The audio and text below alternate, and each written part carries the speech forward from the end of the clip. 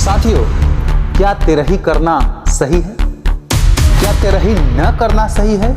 क्या मृत्यु भोज बड़े पैमाने पे करना सही है या मृत्यु भोज बिल्कुल ही न करना सही है? इस बात को जानने के लिए आप इस वीडियो में बने रहें। नमस्कार, मेरा नाम राम आश्रय है और आप देख रहे हैं तन्हा संदेश।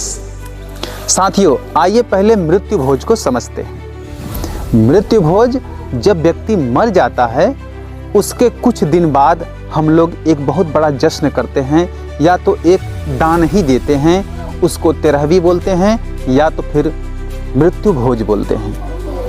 व्यक्ति के मरने के 13वें दिन जो हम बहुत बड़े पैमाने पे भोजन कराते हैं उसको तिरहवी कहते हैं। कुछ लोग 14वें दिन पे करते हैं, 16वें दिन पे करते हैं, 10 दिन में करते हैं, 7 दिन में करते हैं, या 1 महीने के बाद करते हैं, या 40 दिन के बाद करते हैं, या 3 दिन के बाद करते हैं। उनकी जब इच्छा होती है या उनके धर्म वाले जब सोचते समझते हैं कि ये दिन सही रहेगा, उसी दिन ये भोजन दान करवाते हैं। उसी का नाम है मृत्यु भोज। साथियों, अब इसको देखते हैं कि ये सही है कि गलत है। सही इसलिए है क्योंकि जब व्यक्ति मर जाता है तो उनको दुख इस बात का होता है कि मेरे माँ बाप अब नहीं रहे, तो मेरे माँ बाप के नाम से मैं गरीबों को दान देना चाहता हूँ, भोजन दान देना चाहता हूँ, अपने आप को तृप्त होना चाहता हूँ। ये एक प्रकार का सोच लेकर मृत्यु भोज का निर्माण हुआ। अब ये बड़े पैमाने पे होता गया और ये परंपरा बन गई। अब यह परंपरा होने के बाद में व्यक्ति मजबूर हो गया है कि हमें मृत्यु भोज करना ही करना है। चाहे वो गहने बेचे, चाहे वो ज़मीन बेचे, चाहे वो कर्जा ले, कुछ भी करे, लेकिन उसे मृत्यु भोज करना ही करना होता है। लोगों के लाज बस, लोगों के ताने न सुनने के लिए वो तिरहवी करता है ताकि समाज में मेरी भी इज्जत बनी रहे। इसलिए मृत्यु भोज का प्रचलन चालू हो गया।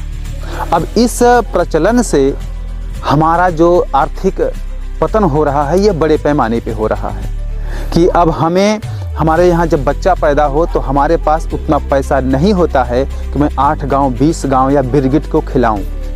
हमारे बच्चे की जब शादी होती है तब हमारे पास इतना पैसा नहीं होता कि हम किसी को 8 गांव 20 गांव बुलाकर भोजन दान दें। ये खुशहाली का भोजन है। ये खुशी के दिन हम लोग इतना पैसा नहीं जुटा पाते कि हम लोगों को खिलाएं, लेकिन मरने के बाद ही हमारे पास इतना पैसा कहीं न कहीं से जुगाड़ करना ही होता है कि हम इतने लोगों को भोजन दान करवाएं, इसलिए कि मेरे घर पे मृत्यु हुई है। अब सोचिए, ये बात इसलिए गलत है कि एक तो हमारे घर में मेरे माँ या बाप या किसी भी सदस्य की मृत्यु हुई, मुझे इस बात का दुख है। अब दूसरा दुख इस बात का है कि अब हमें कहीं से न कहीं जुगाड़ करके 8 गांव को खिलाना ही पड़ेगा। इस बात का दुख है। अब सही क्या है, शुरुआत कैसे हुई, आइए इस पर ध्यान देते हैं। हमारे धर्मावलंबी क्या कहते हैं, हमारा कानून क्या कहता है, इस पर भी हम ध्यान देते हैं। सोचिए, मेरी जो तर्क है, पहले के ज़माने में यह हुआ करता होगा, जब किसी के यहाँ किसी की मृत्यु हो जाती थी तो उसकी दिनचर्या खराब हो जाती थी। उसका खान पान, उनका रहन सहन, उनकी पढ़ाई लिखाई, उनका काम धंधा सब गड़बड़ हो जाते थे। वो चिंतित हो जाते थे, रोने में, विलाप करने में ये सारे सुध बुध खो देते थे। तो उसी चीज़ को, उसी दिनचर्या को सुचारू ढंग से लाने के लिए जो रिश्तेदार होते थे, जो सगे संबंधी होते थे, वो अपने घर से राशन लेकर आते थे, सब्जी लेकर आते थे, अपने हाथों से बनाते थे और उन दुखी परिवार को खिलाते थे कि लीजिए आप भोजन करिए, मैं भी करता हूँ, और अपनी दिनचर्या चालू करिए। क्योंकि माँ बाप कभी नहीं सोचे थे कि मेरा बेटा दुख में रहे।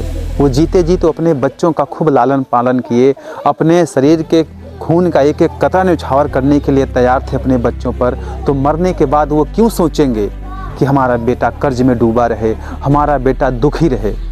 आप जितना हैप्पी रहेंगे, माँ बाप उतना हैप्पी रहेंगे। यह दिलासा देते हुए भोजन दान कराया जाता था और खुद करते थे और दिनचर्या स्टार्ट कर देते थे। यही चीज़ हुआ होगा और धीरे धीरे ये बढ़ते बढ़ते इतना बड़ा रूप ले लिया है कि अब मजबूरी हो गई है हमारी कि हमें तिरहवी या मृत्यु भोज करना ही करना पड़ेगा। और यही मजबूरी हमारे आर्थिक रूप को कमज़ोर करती है। अब इस पर हमारे धर्मावलंबी क्या कहते हैं कि नहीं, हमारे धर्म में लिखा है कि तिरहवी करना चाहिए। तो ज़रा आप समझने का प्रयास करें। हिंदू धर्म ग्रंथ जो बहुत ही पवित्र ग्रंथ है, जिसका नाम है गरुड़ पुराण। गरुड़ पुराण में एक बात लिखी है। गरुड़ जी पूछते हैं कि हे विष्णु जी, किसके यहाँ भोजन करना चाहिए, किसके यहाँ भोजन नहीं करना चाहिए। तो विष्णु भगवान जी कहते हैं कि हे गरुड़ जी, जिसके यहाँ की औरत बदचलन हो उसके यहाँ भोजन नहीं करना चाहिए। जिसके यहाँ व्यक्ति कर्जा देता हो, ब्याज खाता हो, सूद खाता हो, उसके यहाँ भोजन नहीं करना चाहिए। हे गरुड़, जिसके यहाँ व्यक्ति कोढ़ी हो उसके यहाँ भोजन नहीं करना चाहिए। हे गरुड़, जिसके यहाँ व्यक्ति मर गया हो उसके यहाँ भी भोजन नहीं करना चाहिए। हे गरुड़, जिसके यहाँ व्यक्ति दुखी हो, दुखे मन से भोजन कराता हो, उसके यहाँ भोजन नहीं करना चाहिए। अगर आप ऐसा भोजन करते हैं तो अपने ऊर्जा का नाश करते हैं। ये शैतानी भोजन है, हमें नहीं करना चाहिए। ऐसा गरुड़ पुराण में भगवान विष्णु जी कहते हैं। इससे यह पता चलता है कि हमें हिंदू धर्म के अनुसार मृत्यु भोज नहीं करना चाहिए, नहीं खाना चाहिए।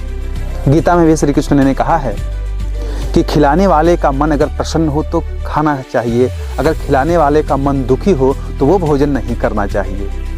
इससे यह पता चलता है कि अगर दुखी व्यक्ति है, भोजन करा रहा है, उसके यहाँ मृत्यु हुई है, वो दुखी है, अगर वो भोजन करा रहा है तो हमें भोजन नहीं करना चाहिए। फिर भी हम करते हैं। अब आइए अन्य धर्मों के विषय में जानते हैं।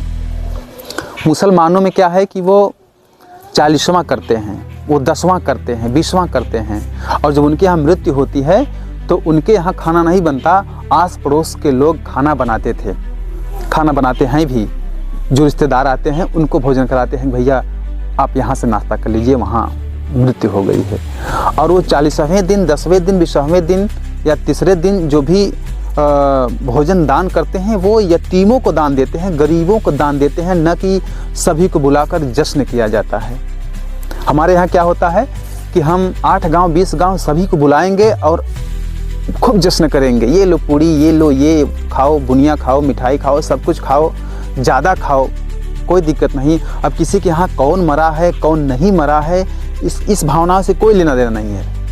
बस वो भूख बढ़ाने की दवाई, नशीली पदार्थ का सेवन करके आएंगे, ज़्यादा खा के जाएंगे, कमियां निकालते जाएंगे कि इस सब्जी में नमक कम थी, रसेदार में नमक कम थी, ऐसा वैसा करते हैं। तो ऐसा मुसलमानों में है। ईसाइयों में, कुलसियों में लिखा गया है कि जो प्रकृति की बनाई चीज़ है, परमेश्वर की बनाई चीज़ है, उस नियम का हम पालन करते हैं। मनुष्य की बनाई हुई नियम का हम पालन नहीं करते हैं। ये जो 13वीं है, मृत्यु भोज है, ये मनुष्य की बनाई हुई चीज़ है, इसलिए हम इसको नहीं करेंगे। अब हमारा संविधान क्या कहता है? ये मृत्यु भोज निवारण अधिनियम राजस्थान 1960 में एक बात लिखी गई है कि जो व्यक्ति मृत्यु भोज चालू करेगा, यानी अपने यहाँ शुरुआत करेगा, अपने यहाँ स्टार्ट करेगा मृत्यु भोज, उस जेल जा सकता है। जो खाने आएगा वो भी जेल जा सकता है। जो खाने के लिए सामान देता है दुकानदार, वो भी जेल जा सकता है, जुर्माना भर सकता है। और इसलिए वहाँ ये बैन हो चुका है मृत्यु भोज। और ये सिर्फ वहीं नहीं लागू है, ये पूरे भारत में लागू है।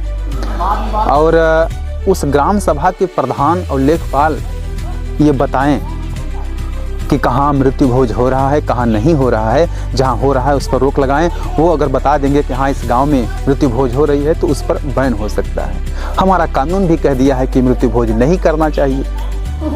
हमारा धर्म भी कहता है कि मृत्यु भोज नहीं करना चाहिए। हमारा समाज भी यही कहता है आर्थिक रूप से कि ये मृत्यु भोज नहीं करना चाहिए, लेकिन हमारी परंपरा कहती है कि हमें मृत्यु भोज करना चाहिए। हमारे चौधरी लोग ये कहते हैं कि मृत्यु भोज करना चाहिए। तो मृत्यु भोज करने के लिए जितने चौधरी आते हैं, क्योंकि हिंदू धर्मों में अपने अपने समुदाय के चौधरी होते हैं कि भैया आप वहाँ कह दीजिए, तो 8 गांव 20 गांव को बुलाकर वो लिवाते हैं, खाना खिलवाते हैं। तो किसी चौधरी ने मिलकर यह नहीं कहा कि फला आदमी आप बड़े कमज़ोर हैं आर्थिक रूप से, आपके यहाँ भोजन बनाने की सुविधा नहीं है, आपके यहाँ राशन की सुविधा नहीं है, तो हम 40 चौधरी मिलकर 10-10 किलो दे देंगे राशन, तो आपका 13वीं हो जाएगा, आप शान से 13वीं करें। ऐसा किसी चौधरी ने नहीं कहा। कहना चाहिए, तभी तो बढ़ावा होगा, तभी तो सहयोग होगा। कि सिर्फ वही एक तो यहाँ किसी की मृत्यु हुई है, अब वो ज़बरदस्ती कहीं न कुछ जुगाड़ करके 13वीं करे, क्या ये सही है? इसलिए मृत्यु भोज नहीं करना चाहिए। तो क्या करना चाहिए, आइए इस पर चर्चा करते हैं। तो करना क्या चाहिए? सोचिए, हमारे घर में मृत्यु हुई है, तो जब हमारे भारत के राष्ट्रपति जब मरते हैं तो सिर्फ 7 दिन का शोक सभा होता है। तो 7 ही दिन शोक होता है। हमारे यहाँ 16 दिन 13 दिन शोक ही शोक रहता है।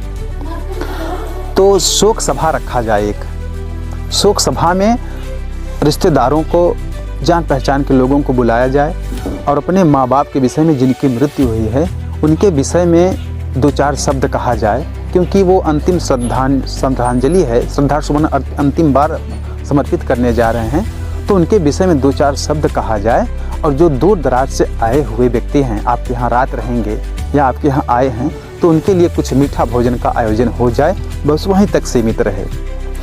ये जब परंपरा निकलेगी तो ये हमारे दबे कुचले लोगों के लिए आसानी होगी और हमारे महापुरुषों का, यानी हमारे जो गार्जियन हैं जो इंस्पायर कर गए हैं, उनका सम्मान भी बढ़ेगा।